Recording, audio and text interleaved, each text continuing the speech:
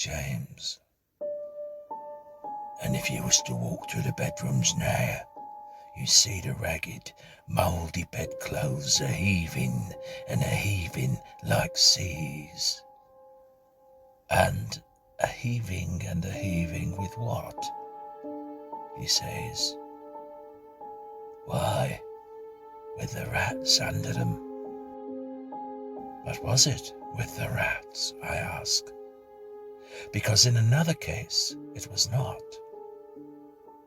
I cannot put a date to the story, but when I was young I heard it, and the teller was old. It is an ill-proportioned tale, but that is my fault, not his. It happened in Suffolk, near the coast, in a place where the road makes a sudden dip and then a sudden rise as you go northward. At the top of that rise stands a house on the left of the road. It is a tall, red brick house, narrow for its height. Perhaps it was built around 1770. The top of the front has a low, triangular pediment with a round window in the centre. Behind it are stables and offices, and such garden as it has is behind them. Scraggy Scotch firs are near it, and an expanse of gorse-covered land stretches away from it. It commands a view of the distant sea from the upper windows of the front. A signpost stands before the door, or did so stand, for though it was an inn of repute once, I believe it is so no longer. To this inn came my acquaintance Mr. Thompson, when he was a young man on a fine spring day, coming from the University of Cambridge, and desirous of solitude, in tolerable quarters, and time for reading. These he found, for the landlord and his wife had been in service and could make a visitor comfortable, and there was no one else staying in the inn. He had a large room on the first floor, commanding the road and the view, and if it faced east, why, that could not be helped. The house was well built and warm. He spent very tranquil and uneventful days' work all the morning, an afternoon of the perambulation of the country round, a little conversation with the country company or the people of the inn in the evening over the then fashionable drink of brandy and water, a little more reading and writing, and bed, and he would have been content that this should continue for the full month he had at disposal. So well was his work progressing, and so fine was the April of that year. One of his walks took him along the northern road, which stands high and traverses a wide common called a heath.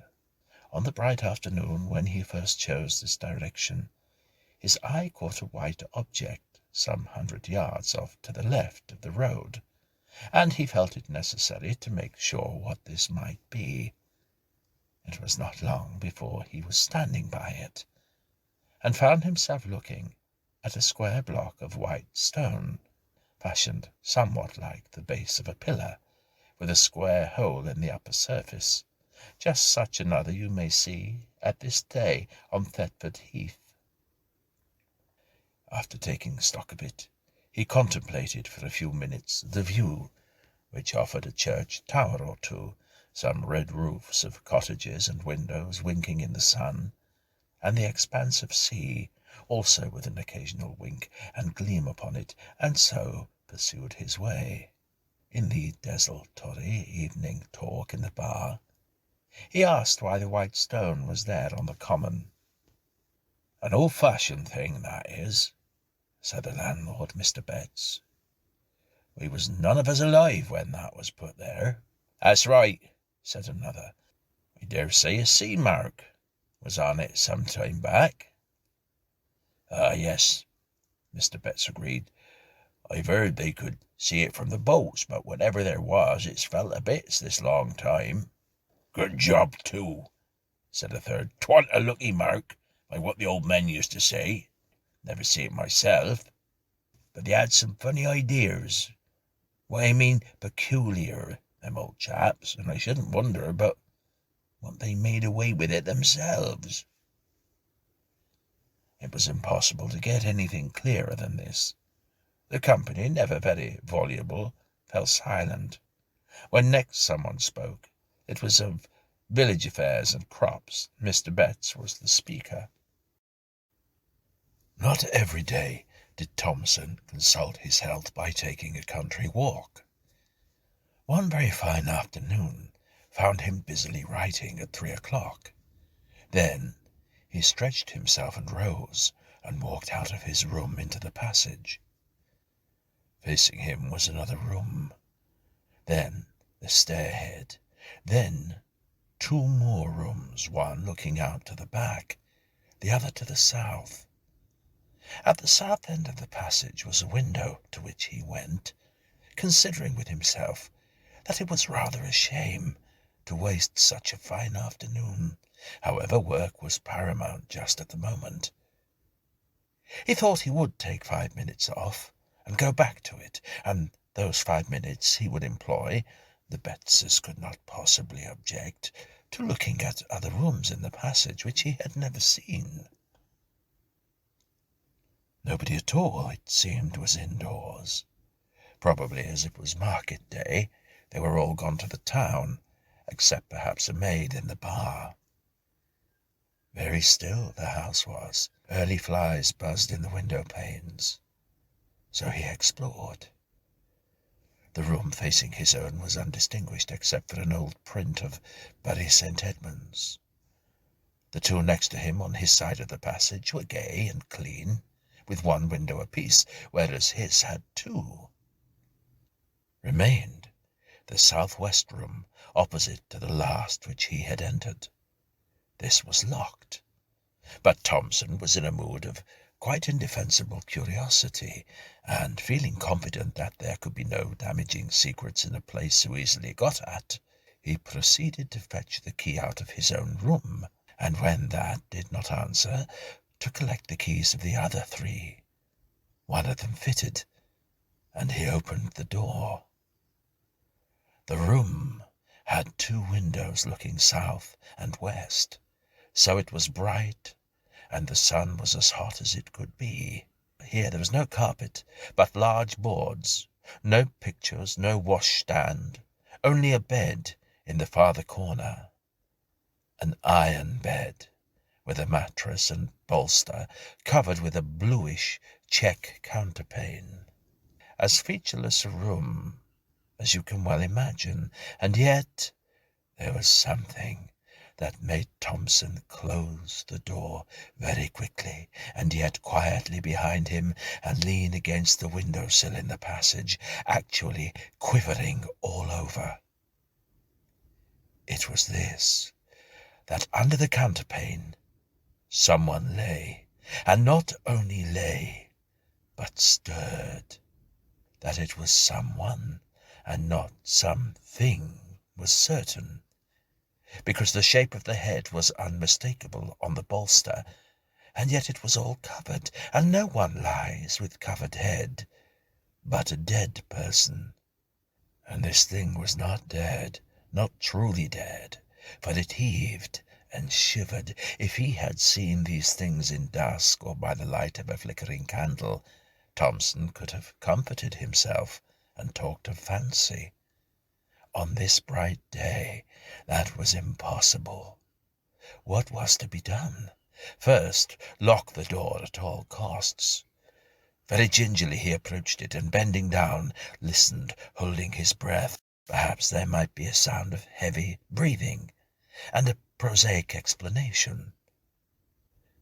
There was absolute silence, but as with a rather tremulous hand he put the key into its hole and turned it, it rattled, and on the instant a stumbling, padding tread was heard coming towards the door. Thompson fled like a rabbit to his room and locked himself in. Futile enough he knew it was. Would doors and locks be any obstacle to what he suspected? The impulse, of course, was to slip away as soon as possible, from a house which contained such an inmate. But only the day before he had said he would be staying for at least another week, and how, if he changed plans, could he avoid the suspicion of having pried into places where he certainly had no business?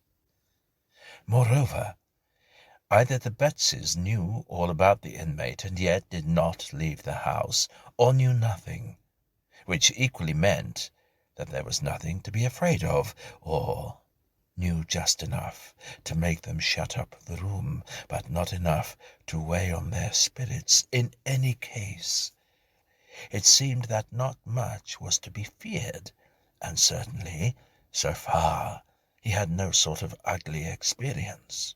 On the whole, the line of least resistance was to stay. Well, he stayed out his week. Nothing took him past that door, and often, as he would pause in a quiet hour of day or night in the passage and listen, no sound whatever issued from that direction. You might have thought that Thompson would have made some attempt at ferreting out stories connected with the inn, but no. The reticence which commonly falls on people who have had strange experiences and believe in them was upon him. Nevertheless, as the end of his stay drew near, his yearning after some kind of explanation grew more and more acute. On his solitary walks, he persisted in planning out some way, the least obtrusive, of getting another daylight glimpse into that room, and eventually arrived at this scheme. He would leave by an afternoon train about 4 o'clock. When his fly was waiting and his luggage on it, he would make one last expedition upstairs to look around his own room and see if anything was left unpacked, and then, with that key which he had contrived to oil, as if that made any difference, the door should once more be opened for a moment and shut. So it worked out. The bill was paid, the consequent small talk gone through, while the fly was loaded. Pleasant part of the country, been very comfortable, thanks to you and Mrs. Betts. Hope to come back sometime. On one side. On the other, very glad you've found satisfaction, sir. Done our best, always glad to have your good word. Very much favoured with being with the weather, to be sure. Then, I'll take a look upstairs in case I have left a book or something out. Don't trouble, I'll be back in a minute. And, as noiselessly as possible, he stole to the door and opened it. The shattering of the illusion. He almost laughed aloud. Propped, or you might say sitting on the edge of the bed, was nothing in the round world but a scarecrow. A scarecrow out of a garden, of course, dumped in the deserted room. Yes, but here amusement ceased. Have scarecrows bare, bony feet? Do their heads loll onto their shoulders? Have they iron collars and links of chain about their necks? Can they get up and move, if never so stiffly, across a floor, with wagging head and arms close at their sides, and shiver? The slam of the door, the dash to the stairhead, the leap downstairs were followed by a faint. Awaking, Thompson saw Betts standing over him with a brandy bottle and a very reproachful face. You shouldn't have done so, sir. Really you shouldn't. It ain't a kind way to act by persons as done the best they could for you. Thompson heard words of this kind, but what he said in reply he did not know. Mr. Betts, and perhaps even more Mrs. Betts, found it hard to accept his apologies, and his assurances he would say no word that could damage the good name of the house. However, they were accepted. Since the train could not now be caught, it was arranged that Thompson should be driven to the town to sleep there. Before he went, the Bettses told him what little they knew. They says he was a landlord here a long time back, and was in with the highwaymen that had their beat about the heath.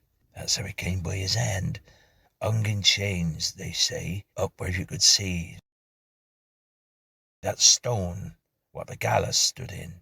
Yes, fishermen made away with that, I believe, because they see it out at sea, and it kept the fish off, according to their idea.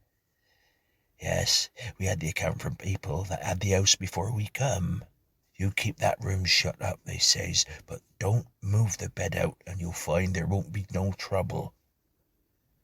And no trouble there's been. Not once. He haven't come out into the house, though what he may do now there ain't no saying. Anyway, you're the first I know that's seen him since we've been here. I never set eyes on him myself, nor don't want. And ever since we made the servants' rooms in the stabling, we ain't had no difficulty that way. Only I do hope, sir, as you'll keep a close tongue, considering how house do get talked about. The promise of silence was kept for many years. The occasion of my hearing the story at last was this, that when Mr. Thompson came to stay with my father, it fell to me to show him to his room, and instead of letting me open the door for him, he stepped forward and threw it open himself, and then, for some moments, stood in the doorway, holding his candle and looking narrowly into the interior. Then he seemed to recollect himself and said, "I beg your pardon. Very absurd, but I can't help doing that for a particular reason."